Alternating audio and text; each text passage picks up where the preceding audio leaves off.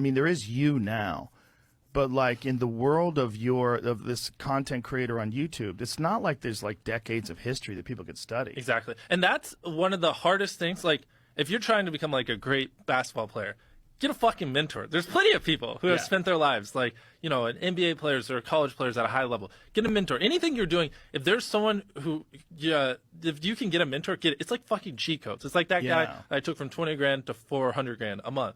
Like, that would take him like a decade on his own. And I was just like, here you go, just do this, once a week for 8 months. And that's the thing. Yeah, for what I did, no one has done it. And so there's never any point where I could have a mentor that could help me.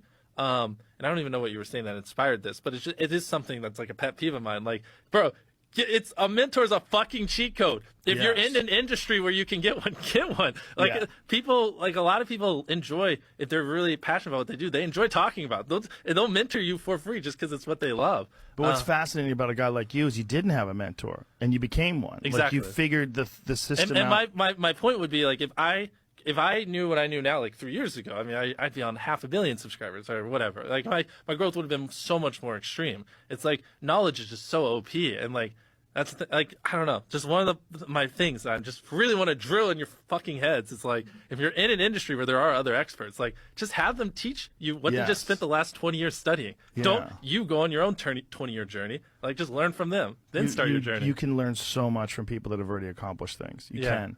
But at some point in time, you also have to learn how to be yourself. Agreed. Yeah, you leverage it. You filter out the stuff you want to keep or whatever. But it's like I don't know. There's nothing more valuable in life, in my opinion, at least entrepreneurial wise, than having someone like that. It's massive, and it also creates a community because like clearly you've done an amazing service for these people that you helped, and they'll probably play it forward.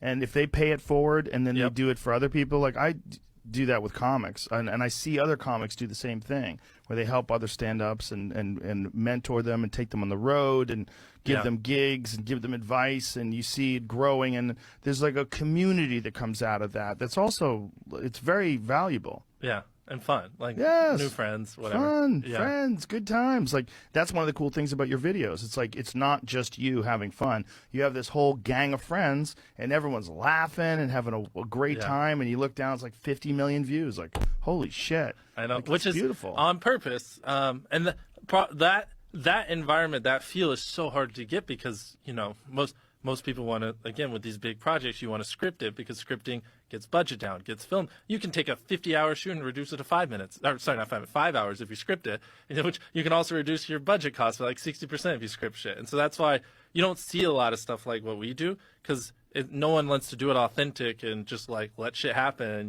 Things can go wrong or take way longer. They just want to script it and then give you, the boys lines and shit like that. But part of the things going wrong in your videos is what makes it fun. Exactly. Exactly. And that's why I do it the way I do, which is now it's more normal. But when I was growing, especially as I'm like bringing people from LA, like, hey, can you help me? Or other people try to help make this stuff happen. It's like so unorthodox. And like every person has an idea of how you could like make things more efficient. And there always points back to like some form of scripting, and it's like, no, fuck no, go away.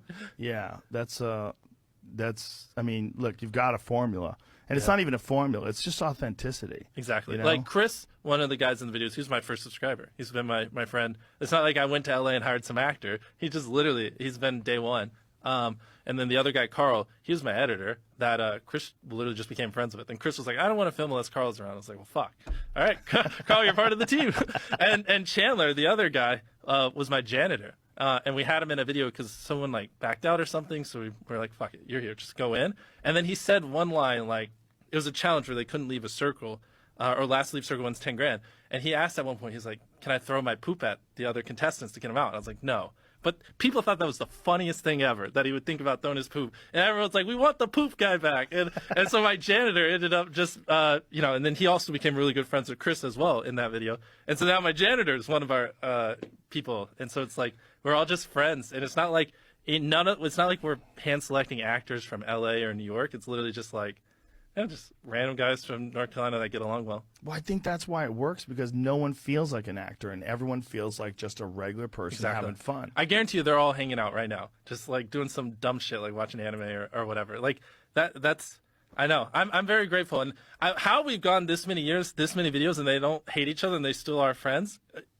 I don't know. I feel like I've gotten a little lucky there, because they legit hang out and do stuff all the time. I think it's a little bit of trickle down from the top too, because you're so generous and you're so friendly and you have such a good time and you do enjoy this sort of camaraderie.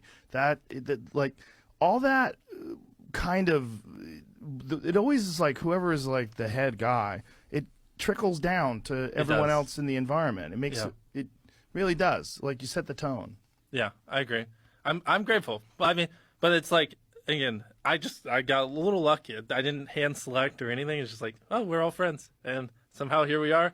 You know, now they all have millions of followers. We're all still friends, and they're not like divas or anything. And it's been good. Well, listen, man, it's awesome. I'm happy for you. I think it's cool as shit. I think it's an amazing example for people, and it's also it's for young people to realize that there is this path, and it's not just a path of like modern, you know, moderate success. It's a path of massive success, gigantic 224 million view videos, and it all is done by a regular guy. Yeah, you have to just, and you know, it's what is it? It's like if you don't find what you love, you're just not, you're gonna quit before you get to that point. You genuinely have to find what you love. If you get any takeaway, sorry, it's like a habit to look at the camera. So sometimes, go ahead, look at the camera. Like you have to find what you love, because if you find what you love and you obsess over day after day, week after week, month after month, year after year for a decade, you're going to achieve some form of success.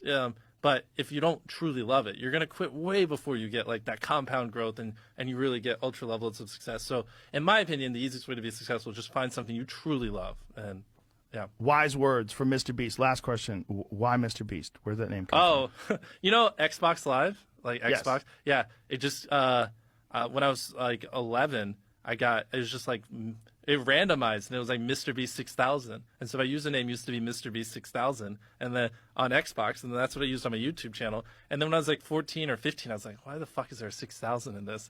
And but I was like, fuck, like, I was getting like 100 views a video, but I was like, fuck, it's part of my brand. 100 views a video brand, whatever the fuck that is. Like, I don't know. And I had like this, I removed the 6,000, then I put it back, and I just like, every month I'd add it back and remove it, but then I'd drop the 6,000, and it was just Mr. Beast. Wise words from Mr. Beast, ladies and gentlemen. Thank you. Thank you for having me. My pleasure. It was a lot of fun. I really appreciate it. And congratulations. Now on I don't have everything to you've keep done. listening to my fucking self.